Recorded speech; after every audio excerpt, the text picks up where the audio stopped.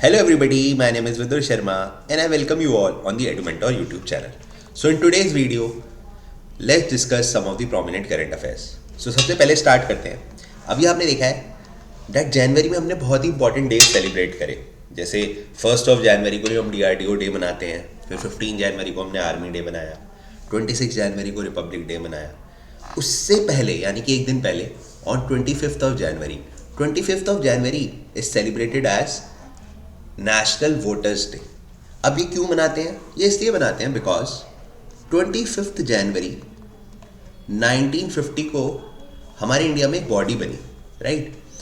25 जनवरी 1950 और उस बॉडी का नाम था election commission, right. Election commission.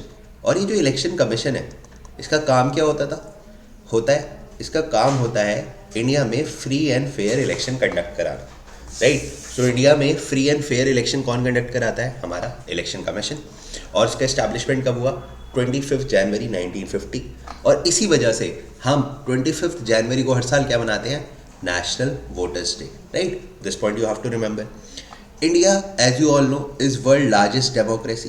दुनिया का सबसे बड़ा लोकतंत्र देश है इंडिया, राइट. और जिसपे इलेक्शन कमीशन एक बहुत इंपॉर्टेंट रोल प्ले करता है बिकॉज फ्री और फेयर इलेक्शन ही अगर किसी कंट्री में नहीं होंगे तो हम कैसे बोल सकते हैं कि वो डेमोक्रेसी है.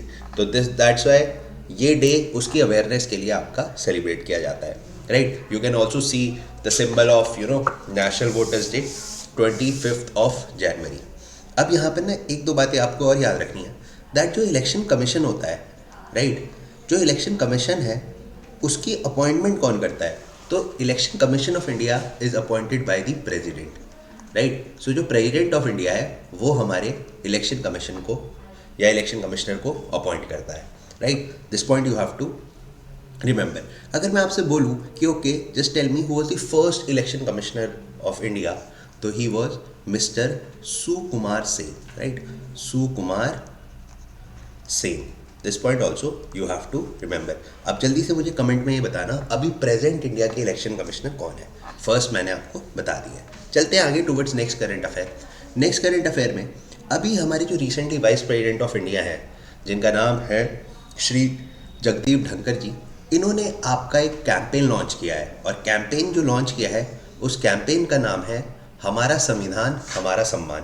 बेसिकली एज 26 जनवरी जब रिपब्लिक डे होता है तो रिपब्लिक डे इसलिए हम सेलिब्रेट करते हैं बिकॉज ऑन 26 जनवरी 1950 को हमने अपना कॉन्स्टिट्यूशन एनफोर्स कर दिया था.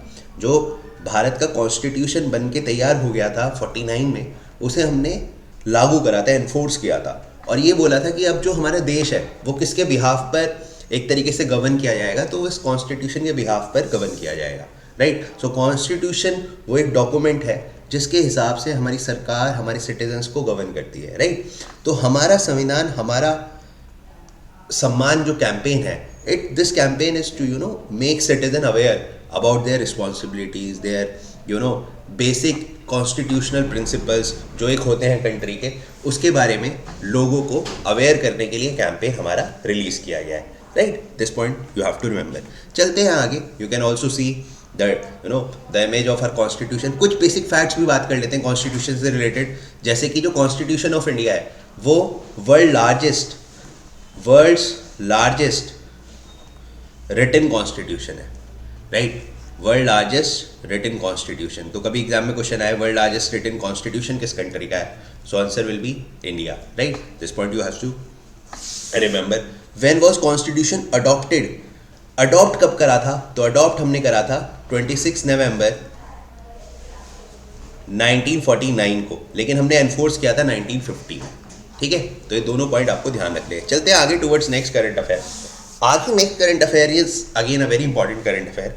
अभी रिसेंटली जब हम रिपब्लिक डे सेलिब्रेट करते हैं तो बहुत सारे अवार्ड्स देते हैं. जैसे हमारे इंडिया में पद्म अवार्ड्स दिए जाते हैं, राइट. हमारे इंडिया में भारत रत्न अवार्ड दिया जाता है. तो इस साल यानी कि इन 2024 हमने 2 कैंडिडेट्स को भारत रत्न के लिए आपका अनाउंस किया है इंडियन गवर्नमेंट ने. And number 1 was Karpoori Thakur.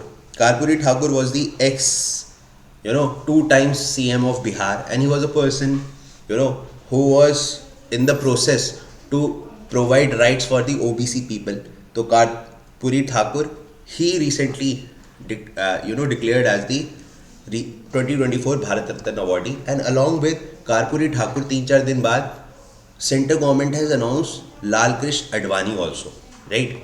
तो इस साल यानी कि 2024 में हम 2 पर्सनालिटीज़ को भारत रत्न दे रहे हैं। कर्पूरी ठाकुर, हालांकि ये अब नहीं है, ठीक है, but Lal Krishna Advani is alive, तो one is alive, one is not, both are the one of the famous politicians, right. Karpoori Thakur ने बिहार से एसोसिएटेड ओबीसी मूवमेंट करा था, और आपने देखा होगा एक मालीग्राम कमीशन था, उस पर भी ओबीसी राइट्स की बात करी गई थी। फिर एक मंडल कमीशन आया था इंडिया में 1978-80s के टाइम, तो उसमें भी आपका ओबीसी राइट्स के लिए रिजर्वेशन की बात करी गई थी।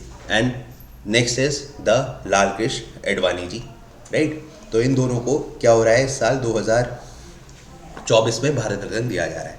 अब यहाँ पे ना एक दो बात आपको ध्यान रखनी है, एक दो बात जो आपको ध्यान रखनी है वो ये रखनी है कि हमारे इंडिया में जो भारत रत्न है उसकी स्टार्ट हुआ था वो 1954 से, right. Bharat Ratna award was started in the year 1954। Second thing is there is one unwritten rule in Bharat Ratna कि इन 1 ईयर 3 लोगों से ज़्यादा भारत रत्न नहीं दिया जाता, राइट। तो एक साल में गवर्नमेंट 3 लोगों को से ज़्यादा भारत रत्न अवार्ड ही नहीं डिक्लेयर करती है। Third thing about Bharat Ratna, the fact that you have to remember is that कि जो भारत रत्न अवार्ड्स हैं वो कुछ फॉरेनर पर्सनालिटीज़ को भी मिले हुए हैं, जैसे खान अब्दुल गफ्फार खान, राइट, खान अब्दुल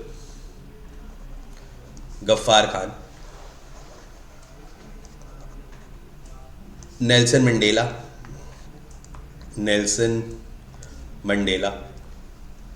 इन लोगों को भी भारत रत्न अवार्ड दिया गया है। हालांकि Bharat Ratna award Mother Teresa को भी मिला हुआ है, बट मदर टेरेसा ने इंडिया की सिटीजनशिप ले ली थी, right. This point you have to remember.